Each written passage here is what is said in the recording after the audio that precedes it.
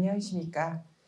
존경하는 광명 시민 여러분, 그리고 언론인 여러분, 보건소장 이현숙입니다.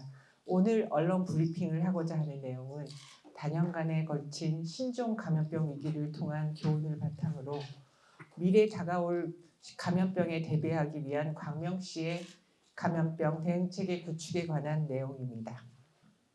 PPT 화면으로 간단하게 간략하게 말씀드리도록 하겠습니다. 우리나라가 경험한 신종 감염병의 위기들입니다.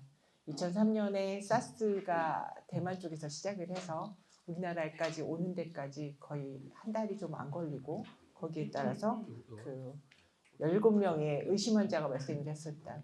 정확하게 사스 환자는 없었고 사망자도 없었습니다. 근데 한 6년쯤 지나고 2009년에 신종 인플루엔자가 생겼습니다. 멕시코 쪽에서 시작을 해서 넘어오면서 우리나라에도 75만 명이 발생을 했고 263명이 사망을 하고, 그 백신 접종을 함으로 인해서 그 신종플루가 정리가 됐었습니다. 2015년에는 너무나 잘 기억하시겠지만 사우디 쪽에서 그 중동에서 들어온 메르스 때문에 186명밖에 생기지 않았지만 38명의 사망자를 냈고, 이때까지 경험하지 못했던 많은 사망자를 냈었습니다. 그리고 얼마 전까지, 지금도 환자는 생기고 있는데 2020년부터 시작된 코로나19로는 그 저희 국민의 누적 발생률이 3,457만 2,554명으로 그 누적 발생률 67.2%입니다. 이거는 그 감염병 통계를 낼 때까지의 기록이고, 그 다음에 35,605명의 그 코로나 환자로 인한 그 사망이 있었습니다. 근데 그 이후에 뭐 코로나로 영향을 받은 추가 사망이나 이런 것들은 포함되지 않은 사항입니다. 여기 보시면 아시겠지만 6년 간격이었다가 6년이었다가 그 다음에 5년으로 줄어들었다가, 그리고 나서 2020년에 생기고 나서 지금 5년이 지났습니다.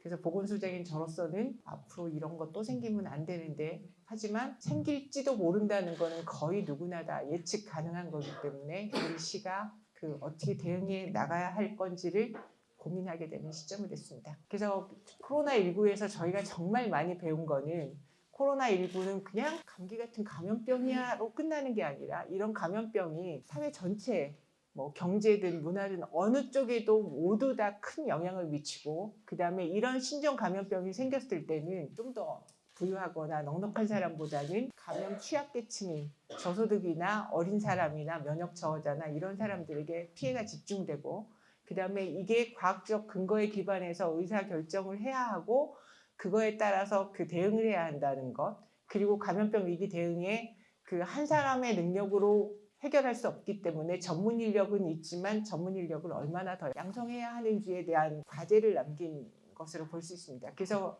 저희 광명시가 감염병 대응 체계를 확보하려고 노력을 하고, 그 다음에 가장 그 사망자가 많았던 취약계층 어르신이라든가 면역 저하자라든가 어린아이들 같은 경우에 어떻게 집중 보호하고 관리할 건지, 앞으로 생기는 감염병에서 이 취약계층을 어떻게 보호하고 관리할 건지에 대한 문제와, 그 다음에 이걸 풀어나가기 위해서 보건소만으로 되는 게 아니라 광명시만으로 되는 게 아니라 그 시민들이 참여하는, 그리고 민간 협력과 소통 체계가 강화된 상태에서만 시민들의 협조를 받아서 감염병을 이겨내갈 수 있다는 걸 배웠기 때문에 그걸 어떻게 더 강화할 건지, 이런 것들을 강화하기 위한 감염병 전담 조직은 어떻게 두고 거기에 어떤 전문가를 어떻게 키워야 할 건지를 그 생각하게 하는 시점이었던 것 같습니다. 그래서 광명시가 그러면 어떻게 감염병 대응 체계를 구축할 거냐? 그럼 위기 대응 역량을 강화시켜보자. 이거는 사람도 그렇고 그 물품도 그렇고 어떤 거든지 그 위기가 닥쳤을 때 우리가 즉각적으로 대처할 수 있는 그 장소, 검사할 수 있는 곳, 시설, 그걸 지휘할 수 있는 인력, 그리고 전문 인력으로 검체를 채취하고 그 다음에 역학조사를 진행할 수 있는 인력들의 필요성을 되게 많이 점검을 하려고 하고, 그 다음에 코로나19 때도 광명시가 가장 그 평가를 높게 받았던 거는 시민들이랑 함께 해서 좀 더 마스크 쓰기도 그 전국적으로 통계를 냈을 때 광명시가 가장 높았었습니다. 그러니까 시민의 협력 체계를 어떻게 더 감염병이 생겼을 때 안전망으로 구축할 수 있을지, 의료기관도 포함되고 약국도 포함되고 시민사회 NGO들도 모두 다 포함하는 그런 안전망을 구축하고 그다음에 그렇게 해도 감염병에 대해서 고위험군인 뭐 요양시설에 있거나 요양병원에 계시거나 이러신 분들은 훨씬 더 보호를 많이 해야 감염병으로 인한 사망을 줄일 수 있기 때문에 그런 것들을 컨트롤할 수 있는 감염병 대응센터라는 하드웨어와 그 안에 소프트웨어를 채우는 감염병 대응센터를 건립하기로 광명시가 결정을 짓고 사업을 진행하고 있습니다. 그래서 저희가 하던 노력을 본다면 그 전까지는 감염병 대응 인력이 어느 팀에 1명, 뭐 2명 정도로 유지를 하다가 그래도 코로나가 생기니까 2명으로는 해결할 수 없습니다. 그렇기 때문에 그럼 팀이라도 만들어 보자. 그래서 감염병 관리 센터 팀이라는 걸 만들었었습니다. 최초로는 20년에 이렇게 만들었다가 이게 이걸로도 안 되고 21년에 훨씬 더 확산되면서 환자 수가 많이 생기다 보니까 그 감염병 관리과를 신설하게 됐고 그러면서 현재까지 이 감염병 관리과가 감염병 관리팀하고 그리고 예방을 중점으로 관리하는 예방팀 그리고 병의원과 그 의학단체들의 연계를 담당하는 의학팀 그리고 영유아 모성팀은 어린 나이에 접종과 그다음에 그 임산부들의 접종이 감염병에 있어서 대단히 중요한 역할을 합니다. 그렇기 때문에 그런 데를 다 아우르는 팀들을 모아서 감염병 관리과가 현재 업무를 진행하고 있습니다.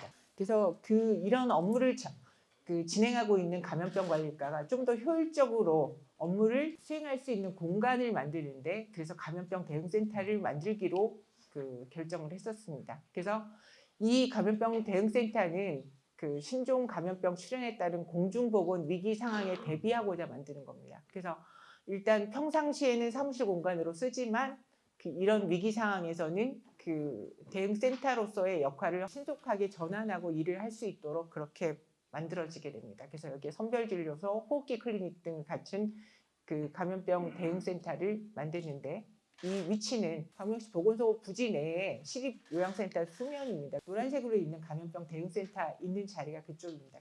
그래서 더 위쪽으로 올라가면 구름산 쪽이고요. 밑으로 광명 시립요양센터가 있어서 요양센터가 감염 취약계층이기 때문에 그분들과의 동선을 가장 많이 분리하고 그분들에게 영향을 미치지 않을 수 있는 그리고 시민들도 접근하기 편한 상태로 감염병 대응센터를 지금 짓고 있습니다. 그래서 사업계획은 2022년 9월에 시작을 해서 2022년 10월에 지방재정 투자 심사받고 23년 4월에 기본 및 실시설계 용역해서 용역 완료되고 난 다음에 24년 4월에 저희가 여기 있는 보건소 부지가 몽땅 다 옆쪽으로는 아닌데 이 부지만 개발 제한 구역입니다. 그래서 거기 관리계획의 경미한 사항 변경 승인을 도지사로부터 받았습니다. 그리고 2024년 작년 5월에 공사를 착공을 해서 올해 5월에 준공할 예정입니다. 그래서 5월 15일부터 한 20일 사이에 준공할 예정이고 그리고 나면 뭐 이사도 좀 하고 정리를 하고 나서 본격적으로 일 시작하는 거는 25년 7월에 센터를 개소하면서 일을 시작하게 되겠습니다.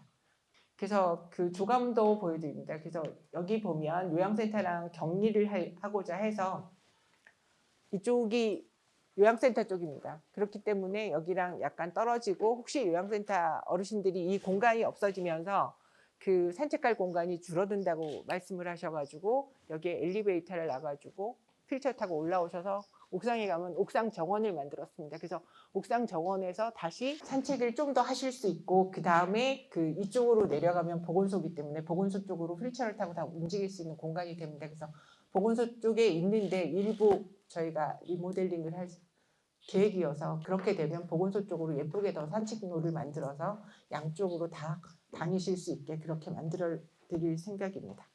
그리고 저희가 짓는 거에는 여기 보면 여기는 사무공간입니다. 그래서 저희 직원들이 일을 하게 되고 유사시에는 여기가 몽땅 다 상황실로 다 바뀔 예정입니다. 그리고 환자들이 접근하는 공간은 이쪽으로 오면 저쪽이 정문입니다. 그래서 이렇게 들어오고 이쪽에 환자 바깥쪽에 저희 코로나 때 검사하다 보면 초창기에 사무실에 못 들어오게 하니까 화장실 가는 거 되게 많이 불편해하셔서 이쪽에 화장실을 만들어 놓고 이렇게 검사를 할 수 있는 공간 그리고 일부 환자이긴 한데 대규모 유행 때가 아니고 뭐 소규모로 지금 같은 경우에는 외국에 홍역이 많이 유행하는데 홍역에 면역력이 없는 사람들이 꽤 있습니다. 전 세대는. 그래서 그 홍역 같은 거 유행할 때 그 호흡기 환자이기 때문에 그러면 그런 환자를 여기 와서 진료 접수하고 진료를 다 보고 검체 채취하고 그리고 만약에 그 홍역이 폐렴으로 가거나 이러면 엑스레이를 찍을 필요성이 있을 때 엑스레이를 찍어주고 그리고 나서 결과 나올 때까지 뭐 격리 대기실에 있다가 만약에 환자로 확정되면 바로 그 구급차로 이용해서 치료 시설까지 그 이송하는 그런 체계로 건물을 지었습니다.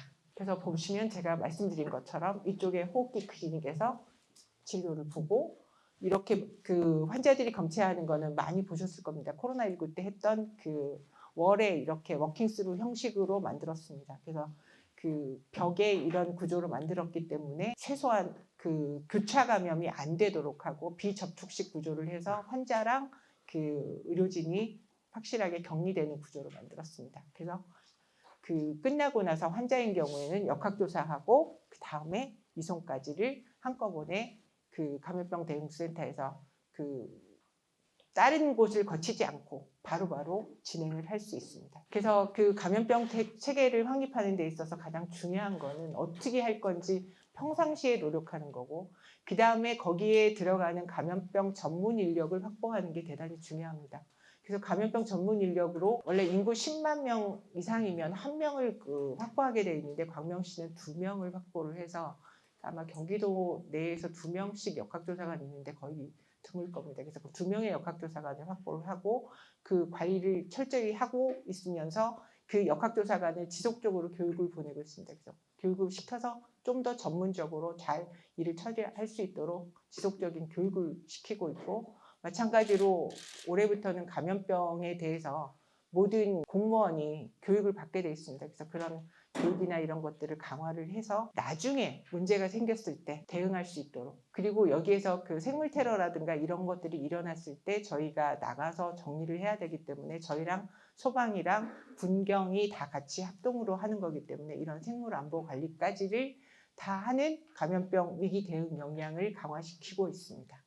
그리고 다음번으로 민간협력 그 감염병 안전망 구축은 제일 많이 코로나 때도 고생하신 게 119 구급대들입니다. 저희도 계속 병원 알아보느냐고 애쓰고 직원들이 밤새면서 일했지만 구급대도 마찬가지로 저희 환자들 이송해 주시고 뭐 하는데 되게 많이 힘들었기 때문에 그럼 119 구급대랑 그리고 병의원의 그 의사들과도 협업을 해서 투석 환자들 같은 경우에 다른 시구는 잘 안 봐줬었습니다. 투석하는 거 옆에 환자들이 다 투석 환자들이 코로나 때 되게 많이 사망하셨거든요. 그러니까 그렇게 위험성이 있기 때문에 환자들 투석하는 걸 되게 두려워하셨는데 그래도 광명 시민에 대해서 광명시 의사회에 있는 투석하는 병의원들이 몽땅 다 동원돼서 투석 환자 다 해주시고 분만 환자들도 거부할 때 광명시에 있는 그 산부인과 이런 데서 분만을 받아주셨기 때문에 저희가 코로나 걸렸어도 분만하는데 그렇게 많이 힘들지 않고 갈 수 있었거든요. 그래서 그런 그 특수한 환자를 볼 수 있는 곳까지 다 같이 협력하는 안전망 구축을 지속적으로 하고 있습니다. 그래서 그 거의 2달에 한 번 정도는 정기적으로 모임을 운영을 해서 계속해서 관계를 유지하고 유사시에 서로 도움을 주고 받을 수 있는 관계인 민간 협력 체계를 완전히 잘 구축하고 있습니다. 그리고 같이 근데 정말로 이거 생겼을 때 우리가 전에같이 잘 할 수 있을지 그 잊어버리지 않도록 그다음에 유관기관 합동 신종 감염병 모의 훈련을 실시합니다. 그러면 호흡기 환자가 이렇게 생겼습니다. 재난안전 훈련 같이 마찬가지로 그러면 어떻게 할 건가? 역학조사관이 어디까지 하고 그 다음에 어디로 넘기고 이런 과정들을 끊임없이 반복을 해서 환자들이 생겼을 때 서로가 다 무황장하지 않고 안전한 상태에서 마음 편하게 너무 당황하지 않고 대응할 수 있도록 그렇게 민간 협력 감염 안전망을 구축을 하고 감염병 위험군 보호 관리를 위해서 저희 역조관들이 가장 일을 많이 하고 있습니다. 감염병 취약계층으로 가장 많이 떠오른 게 요양시설과 요양센터에 있는 어르신들입니다. 그 광명시도 주간보호에서 계시다가 사망하신 분들도 계시고 뭐 요양원이나 요양병원에서도 사망하신 환자들이 생기는데 거기는 그 의료 취약계층이 완전히 집중적으로 감염 계층이 모여 있기 때문에 한번 환자 한 명이 생기면 확산 속도도 빠르고 그거에 따른 피해도 되게 큰 공간들입니다. 그렇기 때문에 역학조사관이 나가서 그 환자들을 봐주시는 분들을 지속적으로 교육을 시킵니다. 만약에 생겼을 때 어떻게 할 건지, 감염병 때 많이 코로나 때 많이 보셨던 보복 레벨 D 정도로 있는데 레벨 D는 어떻게 사용하는지, 만약에 그거를 벗더라도 그럼 앞에 페이스 실드 쓰고 환자를 어떻게 볼 건지, 마스크는 어떻게 하고 어떻게 벗어나야 남한테 해가 안 되는지, 그리고 환자 한 명 보고 손은 어떤 방법으로 씻어야 다음 환자에게 영향이 안 가는지, 이런 것들을 지속적으로 가서 요양병원과 요양시설에 가서 지속적으로 교육을 하고 있습니다. 그래서 그런 것들을 통해서 감염병 고위험군이나 이런 분들도 보호돼서 전혀 그 피해 없이 잘 지나갈 수 있도록, 그래서 감염병으로부터 모두가 건강한 광명시를 만들기 위해서 저희가 감염병 대응센터를 건립하고 향후 운영하고자 합니다. 이상으로 브리핑 마치고 질문 받도록 하겠습니다.